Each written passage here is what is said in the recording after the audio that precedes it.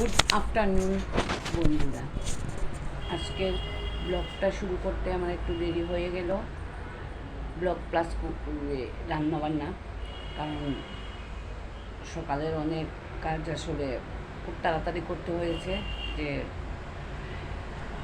ইয়েটা খুলে এত তাড়াতাড়ি করা সম্ভব না।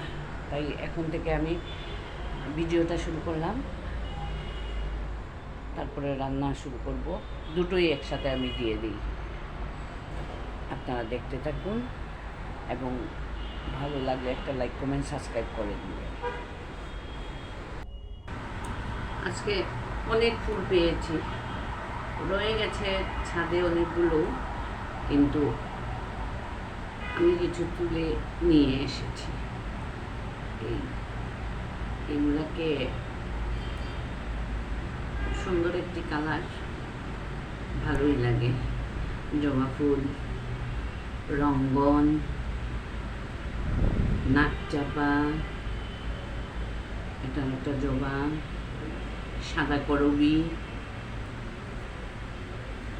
হলুদ করবি, সব অনেকগুলো। অনেক দিন পর আমি আবার আপনাদের সাথে আসছি ঠাকুরঘর দেখাতে, আমার প্রেয়ার করা হয় সেই ঘরটা দেখাতে। কারণ এতদিন তো আমি দিয়ে দিয়েছি শুধু রান্নার ইয়েটা, এখন চিন্তা করতেছি এটার সাথে আমি একদম কিছুটা না হলেও আমার কাজকর্ম আপনাদেরকে দেখানোর চেষ্টা করব। রান্নার সাথে একই সাথে এটা করে নিব। যে ঠাকুরঘর আসলে আমি না দেখালেও আমার মনের শান্তি থাকে না, তাই চলে আসলাম দেবতাকে দিতে, ওনাদেরকে দিয়ে। সকালবেলা একবার তো দিয়ে দিয়েছি, যে বললাম সকালে আমার একটু খুব তাড়া ছিল, আমি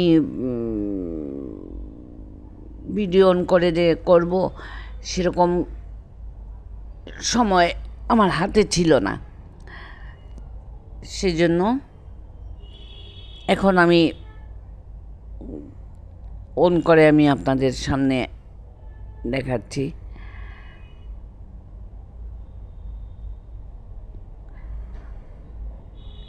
প্রতিদিনের মতোই সকালে টিফিন টাফিন যা আছে সবই আমি করে নিয়েছি, কিন্তু যে সময়ে আসলে হয় না কি আমি বলি, আমি এগুলা তো আমারই করতে হয়, কিন্তু আমার যে আছেন উনি একটু দেরিতে হলে ওনার খুব রাগ করেন। আরতি করে নিচ্ছি আমি।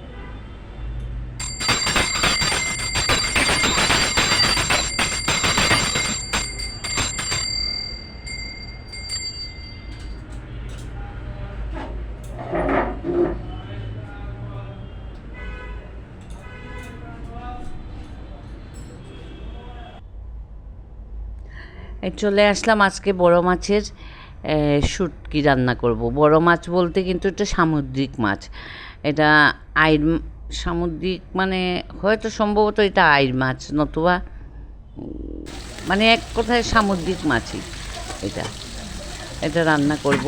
তো প্রথমে আমি মাছটা গরম জল দিয়ে একটু ভিজিয়ে রেখেছি, আর এখন একটু ভেজে নিচ্ছি। আর রান্না করব কি দিয়ে,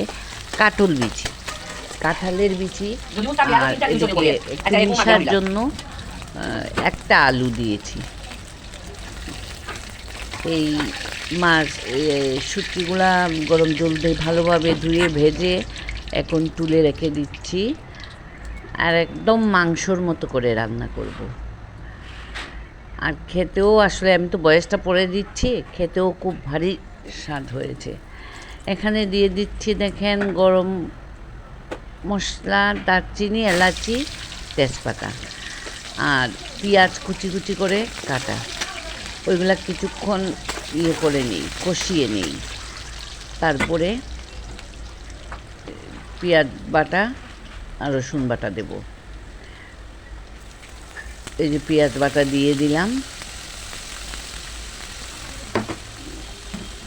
আর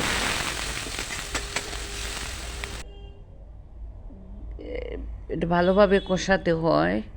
মানে কষালে যে কোনো জিনিসই, রান্নার আর্টটাই হচ্ছে ভালোভাবে করা।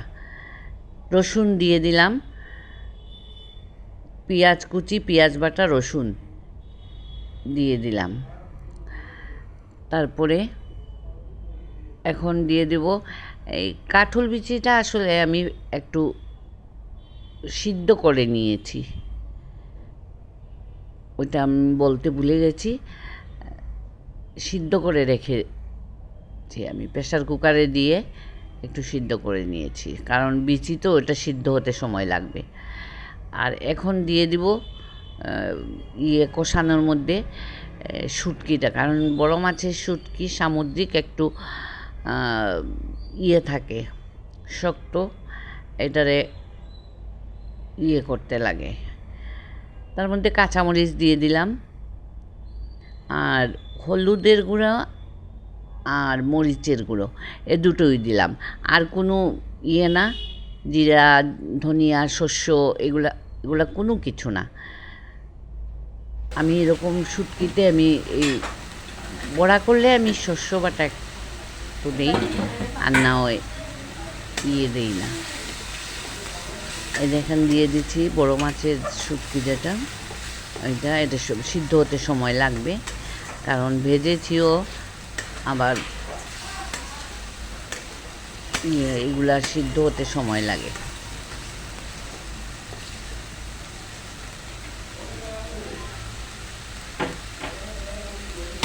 আর ঝালটা যার যেভাবে, শুটকিতে আসলে আমরা একটু ঝাল খেতে পছন্দ করি, তাই আমি একটু ঝাল দিয়েছি, কাঁচামরিচও দিয়েছি, লঙ্কার গুঁড়োও দিয়েছি।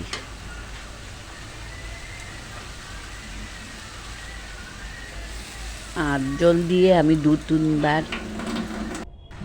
দুই তিনবার আমার কষাতে লাগে, না হলে হয় না। আর এখন কাঁঠালের বিচি আর এদিকে আলু, একটা আলু দিয়েছি যে মিশার জন্য।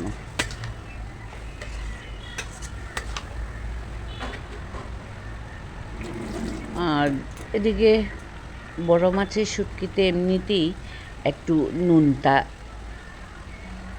ভাবটা থাকে বেশি, লবণের পরিমাণ তারা লবণ দিয়ে করে। তো এদিকে আমার লবণ দিতে একটু চিন্তা করে দিতে হবে, যেহেতু শুটকিতে লবণ আছে, একটু কম করে দেওয়াটাই ভালো। আর আমি হাতের ছাড়া, আমি মাপ ছাড়া আমি বুঝি না, কারণ অনেকে চামচ দিয়ে দেয়, কিন্তু না, আমার কাছে রান্নার আসলে মাপটা আমার হাতের মাপের যতটুকু, অতটুকু আমার হয়। কোনো দিন বেশিও হবে না, কমও হবে না।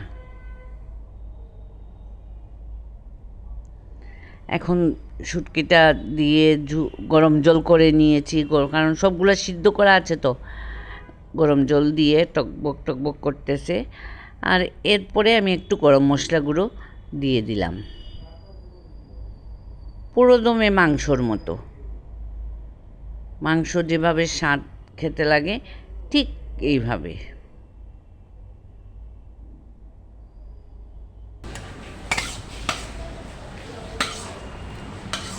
এই দেখুন আমার একদম রান্না শেষ হয়ে গেছে।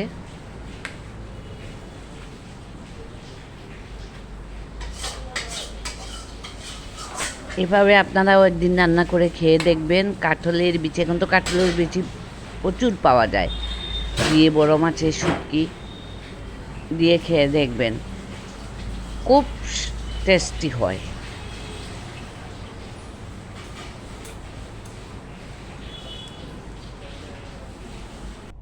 আমার আজকের মতো আমার রান্না বান্না করা শেষ। আর ভিডিও এখান পর্যন্ত আমি শেষ করি। যদি আমার রান্নাটা আপনাদের একটু ভালো লাগে তাহলে একটা লাইক, কমেন্ট, সাবস্ক্রাইব করে দিবেন।